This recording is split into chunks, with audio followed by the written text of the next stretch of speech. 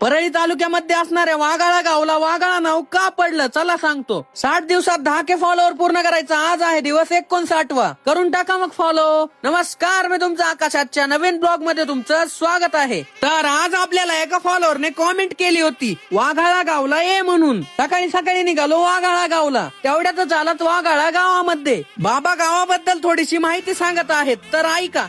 ह्या गावाला वाघाळ नाव का पडलं की पहिलं इथं झाडी आणि जंगल जास्त होता शिवारात. वाघाची जाळे होत्या, वाघ राहत होते आणि पुन्हा वाघाला एका दिवशी मोठा काटा मोडला, शिंदीचा काटा मोडल्यास मग ते वाघ पडून राहिला आणि त्याचा काटा पिकला आणि तो वाघ माणसाकडे आलेला आणि माणसाने त्याचा काटा काढला आणि म्हणून त्या गावाचं नाव वाघाळा पडलं.